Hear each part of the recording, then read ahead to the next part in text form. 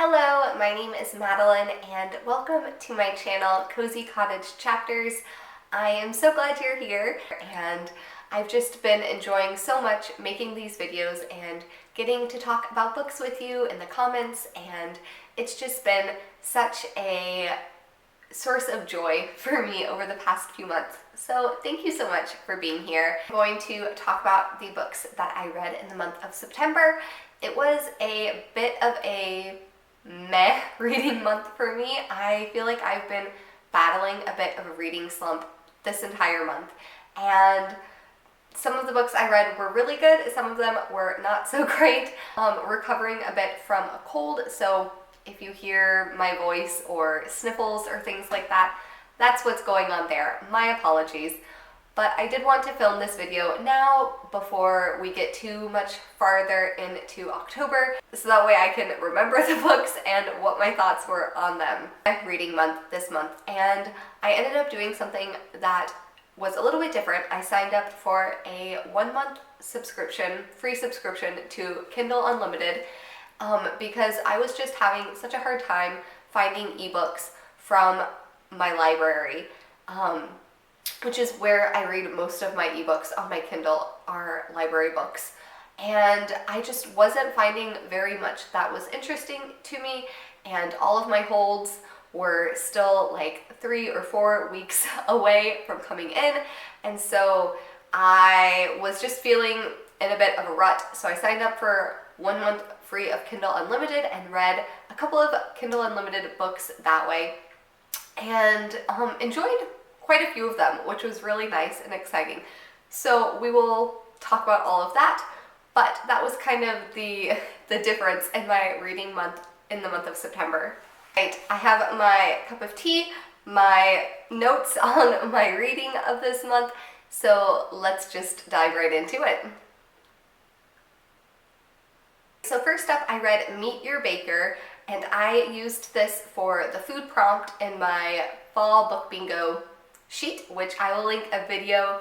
I will link the video announcing that below if you want to participate. It's a fun, cozy, fall-themed bingo board that I created for myself. And so I used this one for the food prompt. I did not really enjoy this. It's a cozy mystery. It's set in a small town. It has lots of fun, baking, cozy, fall kind of vibes to it, but I found the characters to be really annoying. Almost all of them were just so strange to me, and I feel like they behaved in ways that weren't very normal, like not the way people normally act. Our main character, she was on a cruise ship working as a chef, met another chef, got married, and then moved back to her hometown kind of all of a sudden. And there's a bit of a mystery as to like why, what went on with her husband, what went wrong with her husband, why she's back, why he's still on the cruise ship, why he's not with her. And when we kind of find out at the end the reason for that, I was just like, what? It just did not seem believable to me at all. It seemed like they needed to just have a grown-up adult conversation, and it just felt like such an immature reaction to things. I don't know, maybe that's just me. But I just had a really hard time with that. There was this inspector, the main inspector, who was constantly quoting Shakespeare and just had so many Shakespeare references that it just seemed kind of strange to me as well. So there were just a handful of characters, honestly, and the way they acted and behaved just threw the whole story off for me. But there are a lot of Shakespeare references, vibes, because this town has a Shakespeare festival that they host. And yeah, I did really like the baking parts of the story. They were very descriptive of her cooking and making recipes, but the mystery aspect of it to me was not that great. And when we do find out kind of what happened to the woman who was murdered at the beginning of the book, again, it just fell flat. It didn't feel very believable. So I only gave this 3 stars. I don't think I'll be continuing in the series, but yeah. Next up is a book that I talked about in my Books Set in Schools video, and that is The Year of Miss Agnes by Kirkpatrick Hill. I talked about this quite a bit in that video, so if you want to hear all of my thoughts or more books that have school settings, you can look into that video. But this I read for the school setting prompt in my bingo sheet, and it's set in Alaska. We follow these two sisters who live in this really remote community in Alaska. There's a one-room schoolhouse, and they have had trouble keeping a teacher in this school. The teacher basically always leaves after a year. Then comes along Miss Agnes. They know she's only going to be there for a year because she's going back to England. But she creates such special memories and such special connections with the kids. It's so sweet, so beautiful. I loved Miss Agnes. I loved how she was able to connect with all of these people, even though she was an outsider. A lovely short little middle grade story that I highly recommend. Then I read Thérèse by François Mauriac. This is a short novella, and I had a hard time with this one, honestly.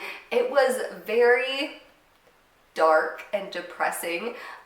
We follow Thérèse, our main character, and at the beginning of the book, she is leaving the courthouse because she has been acquitted of poisoning her husband. And we follow her journey back to her hometown as she's kind of grappling with how she's going to explain what's gone on to her husband and how she's going to confess in some ways to him. There were some beautiful passages. Like, I could tell he's a wonderful writer.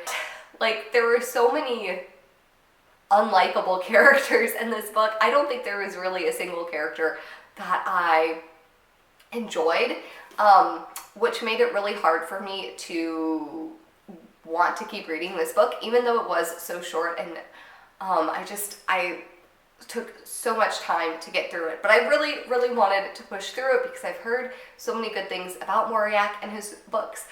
Maybe this one is just not for me. Maybe some of his other books I will enjoy better. But yeah, I did not have the best time with this. Moving on to another middle grade. I had good middle grade luck, at least this month. If the other things were not great, at least I read some good middle grade. I read Family Grandstand by Carol Ryrie Brink. This is technically the first book in a duology. I read the second book this summer, read the first book this fall, so I read them out of order, but that's totally fine. You can do that. This book has the most cozy fall autumnal football vibes, and I used it for the football prompt on my book bingo sheet. So this family, the dad is a professor, the mom writes mystery novels, and there are 3 kids. And everyone in the family has such a unique and strong personality, which I really love. The kids are all so different, but get along so well together, and it's so interesting to see the whole family dynamic at work. And I loved the small town setting, all of the football that's going on. The main football quarterback star is a big character in this book. It is a lot of fun. It is so cozy. It makes you want to move to a small college town in the Midwest. Then I read To Charm a Lady by Joanna Barker. This is the second book in a 2-book series, I guess. They're not really, they follow different characters, but the characters overlap in some ways. And this is historical Regency romance. I absolutely loved the first book in this series. I ended up giving it 5 stars, raved about it this summer. And so when I saw that the second book was on Kindle Unlimited, I thought, this is what's gonna get me out of my reading slump. And I did really enjoy it. Best friend and brother kind of trope going on. And our main character is Cora. She is this really sweet, lovely, very likable character who has a very overprotective mother who doesn't let her really do much. But her mother has recently injured her leg or her foot, something like that. And so Cora gets to go off alone to stay at a friend's house, basically, who's having a party of some sorts, sort of a matchmaking party in some ways. and she gets to go without her mom, but lo and behold, her best friend's brother shows up, who she's been deeply in love with since childhood, and kind of throws off all of her plans of falling in love and meeting her husband. And this was so sweet. I really enjoyed Cora. She's such a great character, very bookish. There's lots of reading happening and book references, which was a lot of fun to read about. I did enjoy this a bit less than book one in terms of the romance aspect. I didn't find it as compelling and as exciting as the first book was. I also liked our male main character a bit less than in the first book, but I gave it 4 stars. It's really good, and I will definitely be wanting to read more Joanna Barker in the future because she has written some really good romance books that I've read so far. Next, I made my way through the second book in the Kristin Lavransdatter trilogy, The Wife. This is by Sigrid Undset. It is set in Norway during the Middle Ages. We follow Kristin in this book, who is married now, and we follow her life as a wife, obviously. This book is, I have so many mixed feelings about Kristin Lavransdatter so far. There are moments that are so beautiful, descriptions of everyday life and nature and religion and faith. That's really good. At the same time, there are a lot of characters that are not always so likable, Kristin being one of them. And that makes it really hard when the main character who you're following throughout her entire life is kind of such a hard character to read about and relate to and want to cheer on. I find myself sometimes starting to warm up to Kristin, and then something happens and I'm like, oh no, not this again. But anyways, there were some side characters that I enjoyed in this book. And the same was true with the first book. There are some really good side characters, but the main characters are a little hard, a little hard to warm up to for me. But I am glad I read this. I will read the third book. I'm going to take a little bit of a break before I pick that one up, because it's just, there's a lot to process in these books. But like I said, the descriptions and details of life in Norway in the Middle Ages is so amazing. It's so descriptive. It really makes you have a deeper understanding of that time period and that place and what it was like living there.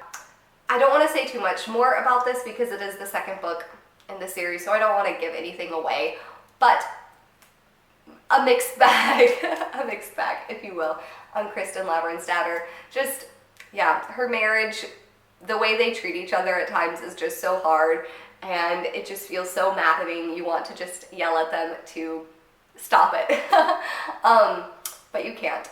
That is Kristin. And I did have a 5-star book this month, which is good because I feel like a lot of these I've been talking about now, I'm not really that excited about. I've not been hyping them up. But this one was lovely, and that was The Lark Shall Sing by Elizabeth Cadell. This is a super, super lovely book that follows a family of 5 or 6 children. I can't remember. But anyways, their parents have both died. The oldest is in her 20s. The youngest is in school still. And the oldest has decided that basically everyone is going to go their separate ways for a year, and then we'll kind of see what we want to do, if we want to sell the family home or not. And a year has passed, engaged, she's going to be married. She decides we need to sell the family home. And so she tells all of her siblings that the family home is going to be sold.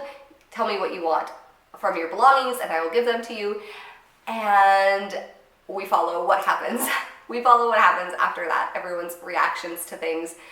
I loved, once again, every single character in this book was so deeply developed. You get to follow each of the characters, their perspectives. It alternates in the chapters, which was a lot of fun, and I think really made you feel part of the family and just getting everyone's experience of things, getting everyone's perspective was really lovely. There's a bit of a romance too, which was really fun and really well developed. This book was so cozy. I loved the small town setting. I loved everything about it. I gave it 5 stars. It was lovely and just so wonderful. And I did use this for the small town prompt on my bingo sheet. So since I enjoyed that so much, it's part of a series. There are 3 books. I picked up the second book immediately after, and that is The Blue Sky of Spring. Yeah, The Blue Sky of Spring. This one, we follow the same family, so they're all there. We have some new characters who descend into the story and who are interacting with the family as well. And I enjoyed this one a little bit less. It's not sad, but there's a bit more heaviness to this second book because we have, well, it's not really a love triangle. We have 2 men who are in love with the same woman, and I just felt really sad for the guy that she chooses not to be with, without giving anything away in that. But yeah, there's just a little bit more heaviness to this book. Not necessarily sad, just a bit more than the first book. But it's still so much fun. You still get to follow the family. You follow certain characters a bit less, but you get to kind of see where they've ended up a couple of years later or so.